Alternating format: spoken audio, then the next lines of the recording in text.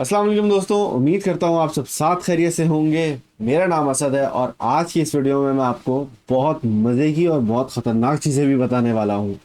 क्या आप बुलरन हमारा ख़त्म हो गया है? क्या यहाँ से हम ऊपर जाएंगे? क्या ये अच्छा मौका है ख़रीदारी का? क्या हमारे पास यहाँ पे एक नया ऑल टाइम हाई लगेगा भी या नहीं? ये बहुत सारे सवालात हैं जो कि आज की इस वीडियो में हम डिस्कस करेंगे। तो सबसे पहले start of the video, please make sure that you have subscribe followed the channel और वीडियो को अपने दोस्तों के साथ शेयर भी कर दें और लाइक करना ना भूलिएगा। सबसे पहले दोस्तों, अगर आप फेयर डेस्क पे ट्रेडिंग नहीं कर रहे हैं already, so make sure that you visit our website SAACrypto.com और आप स्क्रॉल डाउन करेंगे तो आपको यहाँ पे फेयर डेस्क का आइकन नज़र आएगा। फेयर डेस्क पे आपने साइन अप करना है और यहाँ पे ट्रेडिंग करनी है। ट्रेडिंग करने का फ़ायदा क्या है भाई? फ़ायदा ये है कि अगर तुमने $100 यहाँ पे डाले और तुम्हारे $100 ज़ीरो हो गए तो तुम्हें वापस से हम अपनी जेब से $100 देंगे, जिससे तुम ट्रेड करके प्रॉफिट बना के वो प्रॉफिट विड्रॉ कर सकते हो। तो वेट किस बात का है, शुरू हो जाओ। चले जी, ये बात तो क्लियर हो गई। अब बात करते हैं हमारे इंपॉर्टेंट फैक्टर्स के ऊपर। प्यारे दोस्तों, अगस्त के महीने में हमारे पास जो है एक बड़ा इंडिकेटर, बड़ा खूबसूरत इंडिकेटर नज़र आया है, जिसमें हमारे फेड जो है, यूएस फेड जो है, वो उस इंडिकेटर पे भी नज़र रखते हैं। ठीक है, तो सबसे पहले मैं आपको फंडामेंटल्स बता देता हूँ। तो हमारे पास डेटा निकल के आया था अगस्त में, 30 अगस्त को, जिसको कहते हैं हम PCE। ठीक है, पर्सनल कंजम्पशन एक्सपेंडिचर्स डेटा। अब ये होता क्या है, आसान लफ्ज़ों में, आसान भाषा में अगर मैं आपको समझाऊं तो ये वो कोर डेटा है। कोर डेटा का मतलब ऐसा क्रूशल डेटा जिसको फेड भी जिस पे नज़र रखती है। ठीक है, और फेड इसी डेटा को, मतलब ये एक उनका एक बड़ा क्रूशल इंडिकेटर होता है। जिस तरीके से हमारे इंडिकेटर्स होते हैं, हम देखते हैं 3-4 इंडिकेटर्स फिर सिग्नल देते हैं। ठीक है, इसी तरीके से फेड्स भी जो है वो बहुत सारे इंडिकेटर्स को, बहुत सारे डेटा को, बहुत हार्ड डेटा को, सॉफ्ट डेटा को, सारे डेटास को कलेक्टिव करके देखते हैं कि हाँ भाई, हमें इन्फ्लेशन बढ़ानी चाहिए, कम करनी चाहिए, फलाना फलाना XYZ। तो उनका नेक्स्ट मूव फिर हमारी मार्केट के लिए इंपॉर्टेंट होता है। That is why we are looking at the PCE data. अब PCE डेटा हम देखें, अगर पिछले 3 महीनों से स्टेबल रहा है, which is a good thing, and it is in line to the expected forecast. ठीक है, तो जो एक्सपेक्टेशंस की थी उससे थोड़ा सा बेहतर ही आया है, which is a good sign for Fed. अब फेड के लिए ये गुड साइन क्यों है? फेड के लिए गुड साइन इसलिए है कि भाई हमारे पास जो है, सबसे पहली चीज़ तो ये कि जब फेड देखता है कि ये डेटा अच्छा चल रहा है, एम्प्लॉयमेंट रेट ज़्यादा ख़तरनाक नहीं है और ज़्यादा तेज़ जो है आपकी इन्फ्लेशन जो है वो बढ़ नहीं रही, एक नॉर्मल, ये जो PCE डेटा ये है क्या, ये बेसिकली आपका जैसे रोज़मर्रा का जो शहरी होता है, वो उसकी बाइंग पावर क्या है, वो ज़्यादा एक्सपेंड कर सकता है या नहीं कर सकता।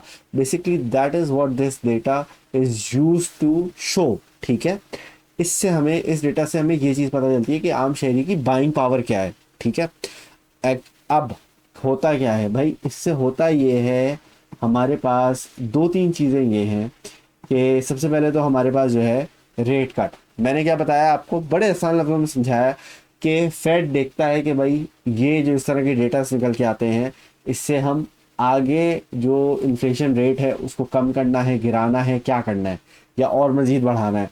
तो दोस्तों, इससे हमारे पास ये होता है कि जब हमारे पास कोर डेटा हमारे पास स्टेबल निकल के आते हैं, एम्प्लॉयमेंट डेटा जो है, जितने भी इस तरह के डेटा हैं आपके पास, जब वो स्टेबल निकल के आते हैं तो फेड जो है वो रेट कट पे आता है।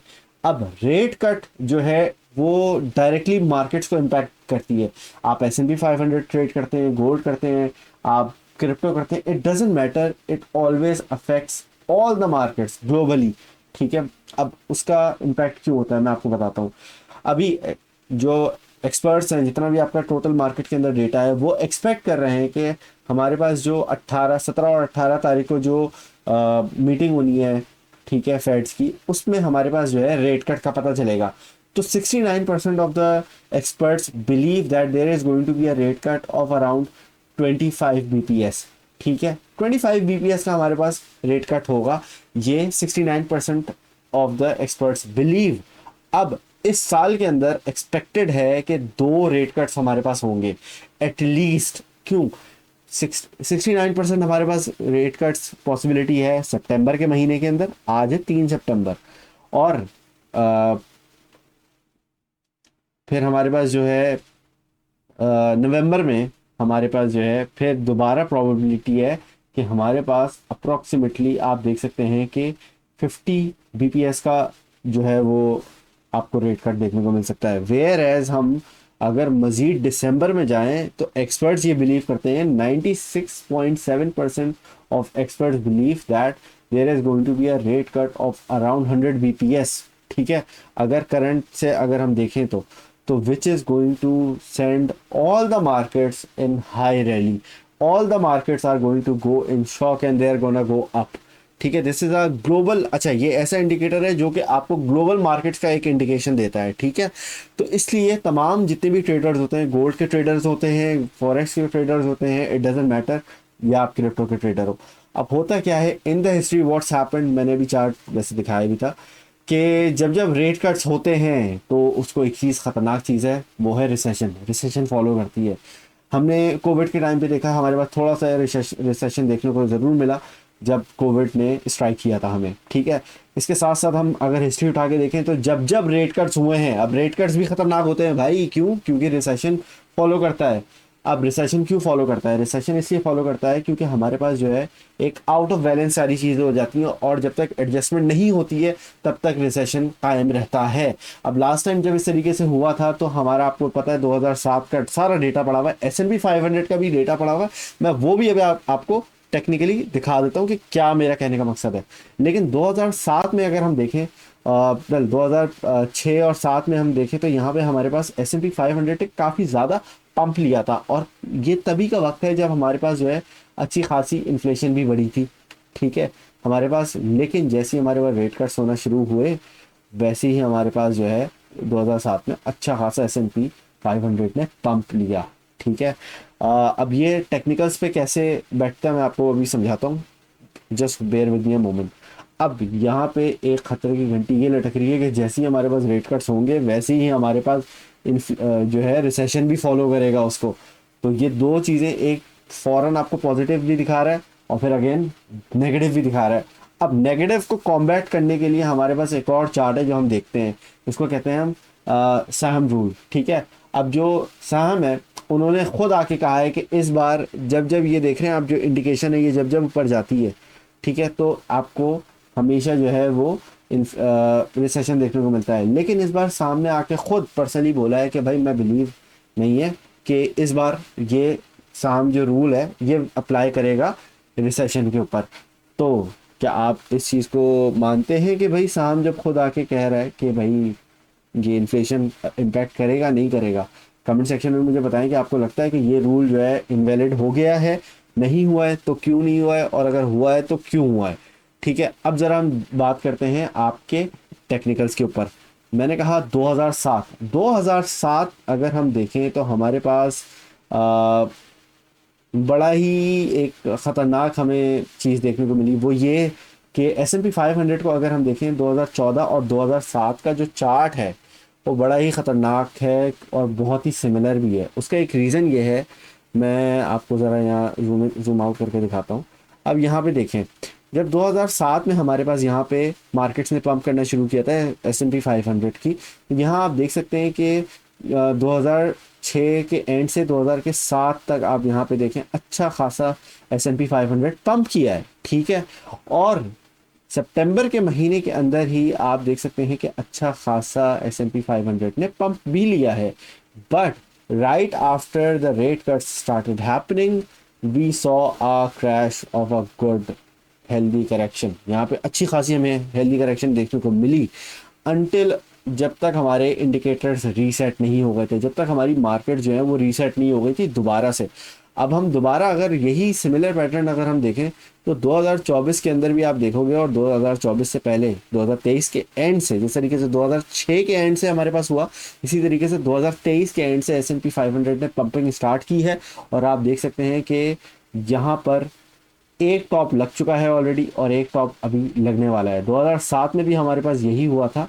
मैं आपको दोबारा जाकर दिखा देता हूँ ताकि आपको चीज़ समझ आ जाए। ये देखें आप, एक टॉप हमारा लगा था यहाँ पे और फिर अगेन हमारे पास एक और टॉप लगाया है यहाँ पे, और उसके बाद S&P 500 ने क्रैश करने का शुरू कर दिया। अब एक और चीज़ मद्देनज़र रखनी है आपने, वो क्या है, मैंने आपको अभी जो रिसेंटली वीडियो एक बना के पोस्ट करके बताई थी, S&P 500 को कौन फॉलो करता है, हाईली कॉरिलेशन किसकी है, बिटकॉइन की।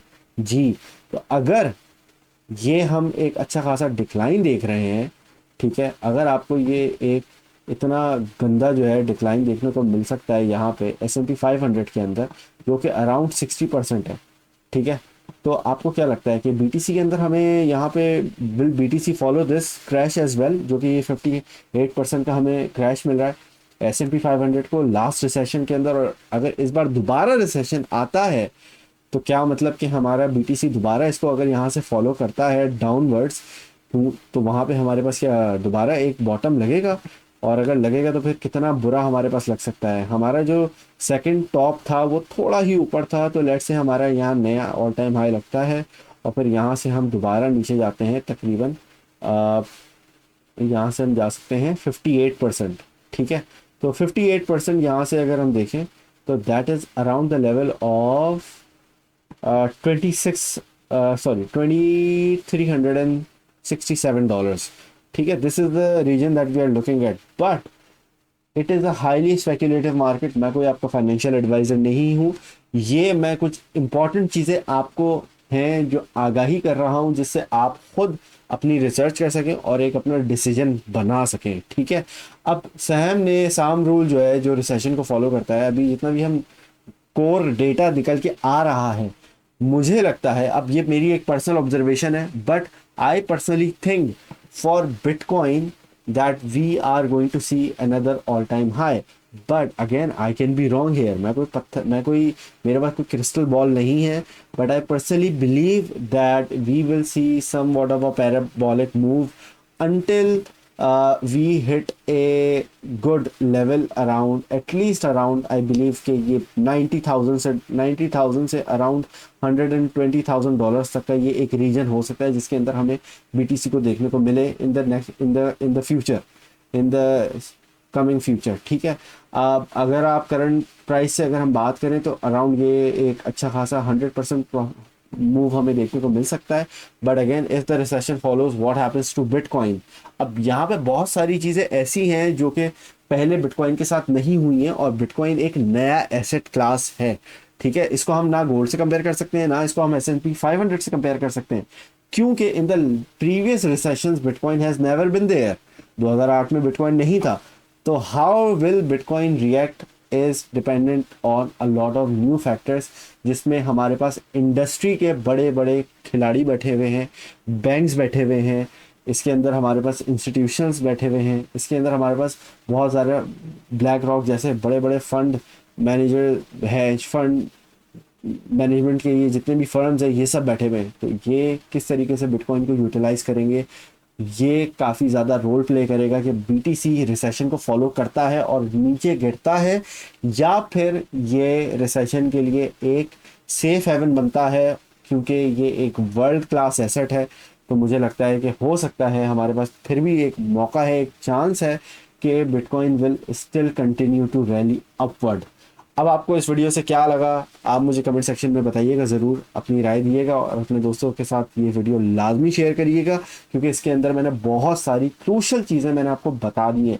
एक आखिर में फ़ाइनल चीज़ मैं आपको बता दूं, मार्केट के अंदर जो मैंने आपको बताया, एक फ़ाइनल आखिरी चीज़ मैं आपको बताना चाह रहा हूँ वीडियो एंड करने से पहले, वो मेरी एक अपनी पर्सनल ऑब्जर्वेशन है, but again I can be wrong.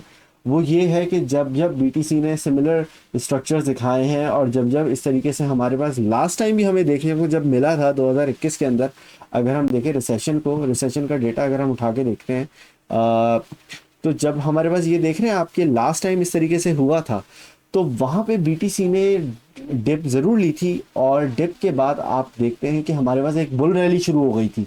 तो ये अगर इसी तरीके से पैराबोलिक मूव दोबारा हमें देखने को मिला, then there is no saying कि BTC $1.5 तक भी जा सकता है, ठीक है, but again it is completely and highly speculative.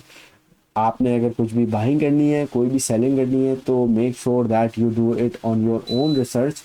क्योंकि यहाँ पे एक मंज़र हमें ज़रूर देखने को मिल रहा है, इंस्टीट्यूशंस जो हैं वो इस तरह का एटमॉस्फेयर क्रिएट कर रहे हैं कि बीटीसी क्रैश हो रहा है। बीटीसी जो है, इवन दो हमारे पास जो डेटा निकल के आ रहा है, कोर डेटा जिसको फेड भी नज़र रख रही है, वो डेटा निकल के ये आ रहा है कि हमारे पास जो कंज्यूमर्स हैं, जो आम लोग हैं, उनकी बाइंग पावर स्टेबल है और स्ट्रॉन्ग है, ज़्यादा उनको मसला नहीं हो रहा। And if that is the case, then that is a bullish sign for bitcoin, and that is a direct bullish sign for bitcoin.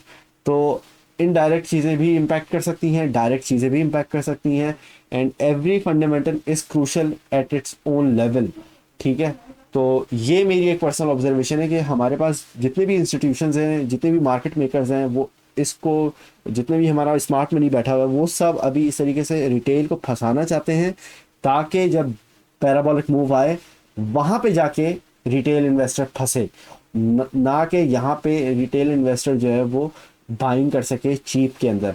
तो I personally think that below $60,000 bitcoin is a very cheap asset, और मेरा personal target है इसका at least 90,000 से $1.5 लाख तक की potential जो रखता है बीटीसी करंटली। ठीक है, obviously with time I might change my targets as well, but this is what my analysis is and this is what I believe it is right now, but again I'm not your financial advisor। आपको अपनी खुद research करनी है और आपको you have to decide it on yourself, on your research, whether you are gonna buy or sell bitcoin। thank you very much for watching। अपना ख्याल रखिएगा, दुआओं में याद रखिएगा। अल्लाह हाफिज़।